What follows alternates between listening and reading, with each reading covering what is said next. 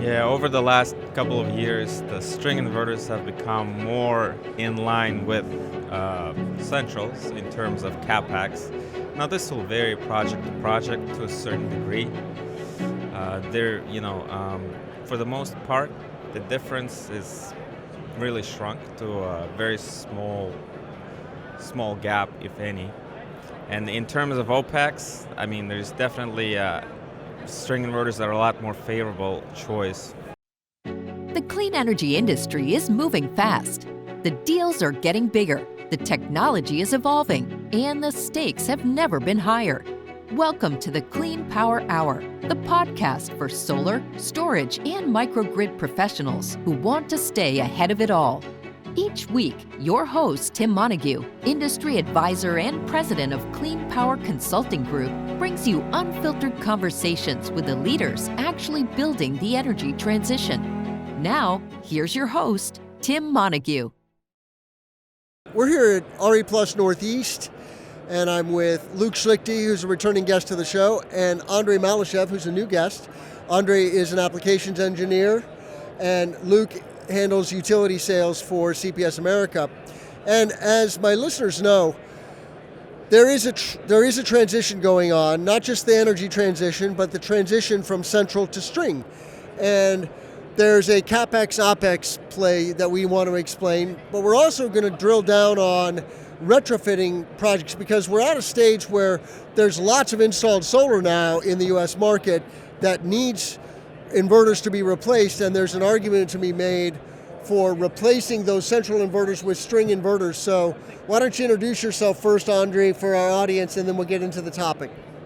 Yeah, so I'm Andre Malishev. I'm the product applications engineer for Schlicht Power Systems America. And Luke, you're a returning guest, but what's your story? Yeah, I'm a utility account manager with CPS. Definitely have a focus on utility scale PV and energy storage projects, but obviously CPS, our bread and butter, has always been on the commercial side, so do a lot on that side as well.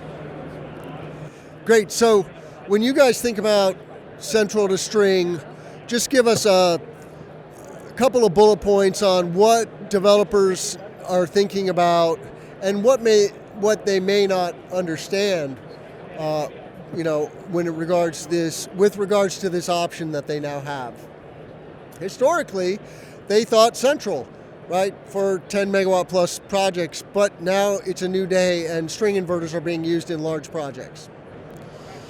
Yeah, so the centrals, you have fewer of these big inverters to build big projects, so fewer things to manage and look after. That was the traditional approach to that design. So more recently, the price of string inverters have improved, as well as their, quality and reliability and features of those string inverters have also improved.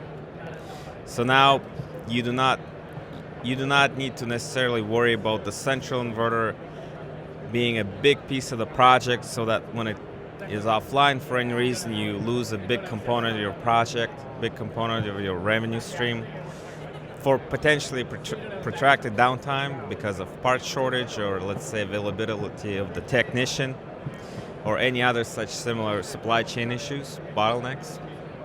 And so it's much easier just to stock a couple extra string inverters in your CCAN right on site. And let's say one of them goes down, it's only a small piece of the project. You might schedule a replacement, let's say, in a week or maybe in 2 weeks, and just have a couple guys go out, your own staff. You don't have to wait for the tech to fly in with specialty components. You just have you're more in control of your own project when you have string inverters. Absolutely, and yeah, when you're thinking about string versus central, really if you have skin in the game, if you're an IPP, you're going to be attached to that project long term. You're going to really want to consider string. It's just going to ensure that your P50s estimates are attainable. The problem with central inverter, obviously, having that single point of failure, it can be that extended downtime. You have hundreds of spare parts that you have to keep stock of. There could be a supply chain constraint on one that could lead to extended downtimes. So really there's a lot of benefits in having that modularity and building these projects, especially when you think about some of the constraints with projects, as there's fewer and fewer flat rectangles available out there. So when you have odd-shaped parcels, you have challenging terrain, the flexibility that you get with string inverters is really going to ensure that you're maybe able to put more DC blocks on that parcel, and you're going to be able to ensure more generation. So when we're thinking about retrofitting central inverters to string inverters, there's the CAPEX and the OPEX, and this is always the calculus that has to be done. How do you explain this to customers? Well, every project is different, but where I think we fit in as a great partner when you're looking at retrofitting a project is we can kind of, for lack of a better terms, be a concierge in terms of we'll look at those plan sets and those single lines, and our applications engineers, Andre and his team, they will provide a proposal for everything that you're going to need to consider, not only from the inverter consideration, but is it going to need a transformer? Are there other considerations that you're going to want to think about? And we're going to look at it from the owner's perspective and doing what we can to keep those costs down to help ensure that it's going to pencil.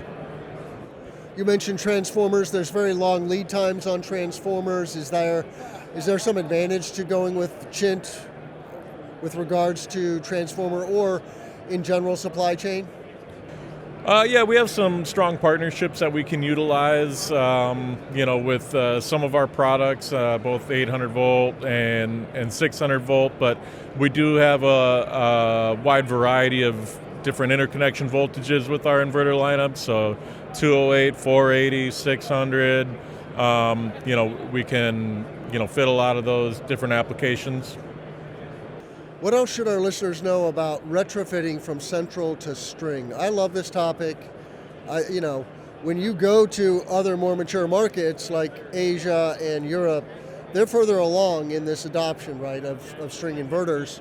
And yeah, historically, the CAPEX was driving the adoption of central inverters, but the OPEX argument, as CAPEX has come down, the OPEX is swinging in your favor, right? It's just more economical to do O&M on string inverters. Yeah, over the last couple of years, the string inverters have become more in line with centrals in terms of CAPEX. Now, this will vary project to project to a certain degree. For the most part, the difference is really shrunk to a very small gap, if any. And in terms of OPEX, there's definitely string inverters are a lot more favorable choice, and many people recognize that because you're not dependent on one supplier, for parts and technician and support. You have better flexibility with string, and you're less reliant on just one large inverter. So, and as more people recognize that, the string inverters are gaining more traction in the North American market also. Though traditionally, yes, the EPCs in North America have preferred installing centrals. It's from their perspective, it's faster and easier. But this has changed in the recent years, and the string inverters are now gaining more traction than before. I also think about uptime. Production is ROI. You want to maximize your uptime. When you lose a central inverter, you're losing a bigger chunk of the production from your site. Do you guys have any anecdotal information about uptime and string inverters? Well, I did have one of our customers approach me at RE Plus in Vegas this last year and tell me that they retrofitted a 1 megawatt project, switched from central inverters to string inverters, and they said since they've done that, they've had all-time highs in productions from that site. which I think is interesting considering the panels are probably a decade old as well. But really, I think there's another, talking about the OPEX piece, there's a really big benefit too in the O&M side where, if we're talking about a central inverter, it's requiring specialized technicians that I hear in that $300 to $400 an hour range, where string inverters, it's technician level O&M. So we put a big emphasis on making our inverters easy to work on. We innovated the separable firebox and power head, so we're talking about as quick of a swap that you can make on a failed power head. So I really think that's a big consideration when looking at utility scale as well as how do you keep those operational costs down. All right. Anything else you'd like to share with our listeners about central to string? Yeah, well, the uptime is a big part of it, the OPEX. And it's very cost competitive offer these days. So please take a listen to Luke and his teams. He got something to offer, and it's a great product. And come talk to us at Innovation Day in Dallas, April 22 to 24. There's no better way to get a behind-the-scenes look at CPS America and to meet many other developers, asset owners, and installers.